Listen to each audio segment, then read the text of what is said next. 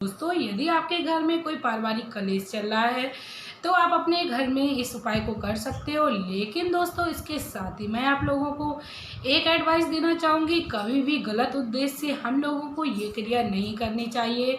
मैं मेरे आराध्य श्री लक्ष्मी नारायण को मैं कोटि कोटि प्रणाम करती हूँ, मैं उनको कोटि कोटि नमस्कार करती हूँ। आइए दोस्तों, आज मैं बात करती हूँ कि वशीकरण कैसे किया जाए। बहुत ही आसान सा उपाय लेके आई हूँ एक वशीकरण का। लेकिन दोस्तों, मैं आप लोगों को बता दूँ, लोगों के मन में वशीकरण को लेके काफ़ी सारी निगेटिव थॉट, काफ़ी सारी निगेटिव उद्देश्य छुपे रहते हैं। लेकिन दोस्तों, कभी भी कोई भी कार्य गलत तरीके से नहीं करना चाहिए, क्योंकि गलत तरीके से किया हुआ कार्य कभी भी आपका सिद्ध नहीं होगा। यदि आप अच्छे उद्देश्य के लिए कोई भी कार्य करते हैं तो आप विश्वास करिए, भगवान भी उसका साथ देता है। तो दोस्तों, आपको ये उपाय किसी भी गलत उद्देश्य से नहीं करना है। यदि आप किसी गलत उद्देश्य से मेरे इस वीडियो को देख रहे हो तो प्लीज़ आप लोग मेरे इस वीडियो से अभी स्किप कर जाइए। और इसके साथ ही मैं आप लोगों को बता दूं, गलत तरीके से किया हुआ कार्य आपका कभी भी सिद्ध होने वाला नहीं है। दोस्तों, क्या वशीकरण हमेशा ही कुछ अपने स्वार्थ के लिए किया जाता है? कभी नहीं दोस्तों। वशीकरण की जो क्रिया है वो कुछ उद्देश्य के लिए भी की जाती है, या मनुष्य अपने जीवन में चल रहे पारिवारिक कलेश की वजह से करता है। दोस्तों, यदि पारिवारिक कलेश को रोका जा सकता है तो इस क्रिया को यदि हम कर रहे हैं तो ये करना बिल्कुल ही उचित है। यदि किसी माता पिता का बेटा या बेटी घर से बाहर किसी गलत राह पर निकल गए हैं, या उनका बेटा रोजाना शराब पीकर आता है, या उनकी बेटी किसी गलत मार्ग पर चलकर किसी अन्य पर ज़्यादा विश्वास करने लगी है, तो आपको ये क्रिया करनी है। ये क्रिया आपकी वहाँ पर बिल्कुल भी गलत साबित नहीं होगी, क्योंकि हर माता पिता चाहते हैं कि मेरा बच्चा जो है वो हमेशा ही अच्छी राह पर चले और हमेशा ही अपने स्वास्थ्य को लेके जागरूक रहे। दोस्तों, यदि इस क्रिया में कोई भी मनुष्य अपने बच्चे पर वशीकरण की क्रिया करा रहा है तो वह हमेशा ही अच्छी होती है। और इसके साथ ही अब मैं पति पत्नी के बीच की बात करूं, यदि पति पत्नी के बीच में कुछ तालमेल अच्छा नहीं चल रहा है, उनके इस क्रिया की वजह से उनके घर में कलेश होते हैं आए दिन, या पत्नी अपनी पत्नी के भविष्य के बारे में या अपने बच्चे के बारे में नहीं सोचता है, तो इस क्रिया में पत्नी को ये उपाय अवश्य करना चाहिए। दोस्तों, कभी भी कोई भी ये उपाय इस क्रिया से नहीं करना चाहिए कि आप गलत ढंग से करिए, आपको उससे लाभ मिलेगा, कभी भी नहीं मिलने वाला है। दोस्तों, आप लोगों से मैं कह दूं, जो भी लोग अच्छे कार्य करते हैं उन्हें हमेशा ही अच्छी बुद्धि प्रदान होती है। और इसके साथ ही मैं आप लोगों को एक और एडवाइस देना चाहूँगी, यदि आप ये क्रिया कर रहे हैं तो उससे पहले आप उस व्यक्ति के ऊपर प्यार वाली भाषा का प्रयोग करें। जैसे उससे पहले आप उसे समझाएं और अपने प्रेम और स्नेह में लाकर आप उसे इस सही राह पर लाने की कोशिश करें। यदि इस अवस्था में भी मनुष्य नहीं मान रहा है तो आपको ये क्रिया करनी है। दोस्तों, आप लोगों से मैं एक और रिक्वेस्ट करना चाहूँगी कि यदि आप लोग मेरे चैनल पर नए हो तो मेरे चैनल को सब्सक्राइब कर लीजिए। और यदि आप लोगों को मेरा ये उपाय अच्छा लगे तो प्लीज़ एक कमेंट बॉक्स में प्यारा सा कमेंट कर दीजिए।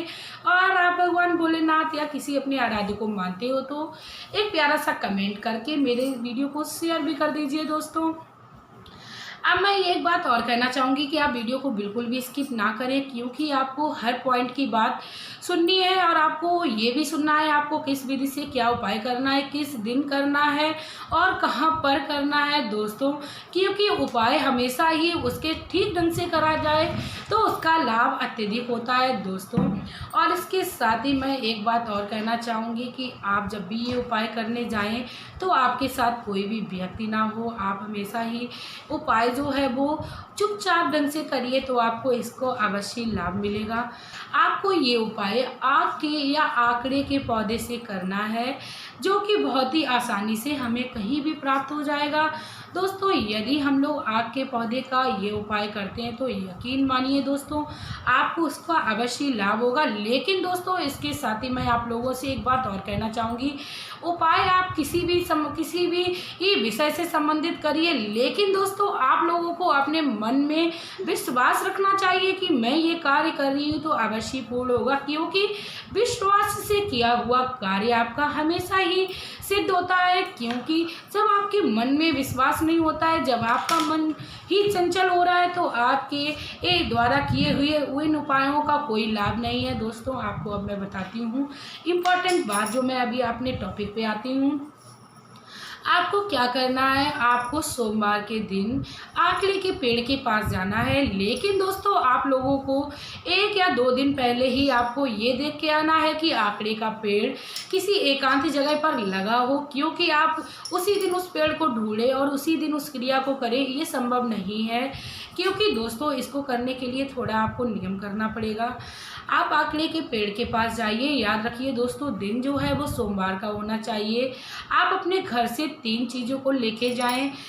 आप हल्दी लेके जाएं, यदि संभव हो तो आप हल्दी को अपने घिस लें, और नहीं संभव है तो आप हल्दी पाउडर को ही अपने साथ लेके जाइए। उसके साथ ही आप अपने हाथ में एक मौली या कलावा को ले जाइए और 1 लोटा जल अपने घर से ही भरकर ले जाइए। दोस्तों आपको क्या करना है, जो भी आकड़ी का पेड़ है वो एकांत में होना चाहिए। आपको आकड़ी के पेड़ के पत्ते पर अपना नाम और अपने जिस व्यक्ति पे भी आपको वो वशीकरण करना है उसका नाम लिखना है। यानी 2 पत्तों का आपको इस्तेमाल करना है, उसी पेड़ पे लगा रहने देना है, आपको तोड़ना नहीं है। याद रखिए दोस्तों, आपको वो पत्ते तोड़ने नहीं है, आपको पेड़ पर लगे ही उस पत्ते का इस्तेमाल करना है। तो दोस्तों आपको करना क्या है, जो आप घर से हल्दी लेके गए थे पिसी या जो घिस कर ले गए थे, आपको उससे उस पेड़ के पत्ते पर आपको अपना नाम लिखना है। यानी 2 पत्तों का आपको इस्तेमाल करना है, एक पत्ते पर अपना नाम लिखना है और दूसरे पत्ते पर उसी हल्दी से उस व्यक्ति का नाम लिखना है जिस पे आप वशीकरण कर रहे हैं। आप हल्दी से जब नाम लिख लें तो आपको ऐसे पास ही पास पत्ते लेने हैं और उस मौली उस कलावा से उन पत्तों को ऐसे जोड़कर आपको मौली और कलावा से बांध देना है।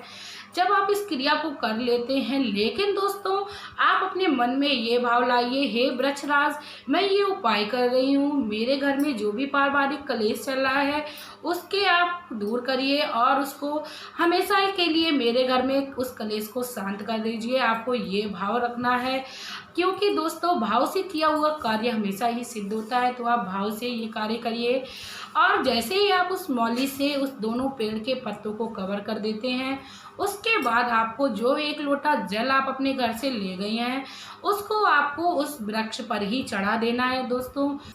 लेकिन दोस्तों आपको ये बात भी याद रखनी है, जैसे ही उपाय आप अपना पूर्ण कर लेते हैं आपको वहाँ से चले जाना है। लेकिन दोस्तों याद रखना है, आपको पीछे मुड़ के नहीं देखना है और इसके साथ ही आप उस पेड़ के पास कभी नहीं आना है, कभी भी। तभी मैंने पहले ही बोला आपको एक सुनसान जगह पे ऐसे पेड़ की खोज करनी है, क्योंकि वो पेड़ आप जीवन में दोबारा से ना देखें। आपको ये भी बात याद रखनी है। तो दोस्तों आप ये उपाय करिए, आपको अवश्य लाभ मिलेगा और संभव हो जाए तो आप भोलेनाथ पर आकड़े का फूल चलाइए, क्योंकि भगवान भोलेनाथ को आकड़े का पुष्प बहुत ही ज़्यादा प्रिय है। तो आप आकड़े का पुष्प का ये भी उपाय कर सकते हो। तो दोस्तों यदि आप लोगों को मेरी ये वीडियो थोड़ी भी काम की लगी हो तो प्लीज़ मेरी ये वीडियो आप अपने मित्र और प्रियजनों से शेयर करें। लेकिन इसके साथ ही दोस्तों मैं दोबारा आप लोगों से एक और रिक्वेस्ट करना चाहूँगी कि आप किसी भी गलत उद्देश्य से इस वशीकरण को ना करें, इस क्रिया को ना करें, क्योंकि गलत उद्देश्य से किया हुआ कार्य भगवान को बिल्कुल भी नहीं पसंद आता है। तो आप अच्छी बुद्धि से कार्य करिए और अपने ही ढंग से उसे पहले समझाने की कोशिश करिए, उसके बाद आप इस उपाय को करिए। इसके साथ ही दोस्तों अब मैं आप लोगों से वीडियो में लेना चाहूँगी विदा। अपना प्यार और कीमती समय देने के लिए धन्यवाद।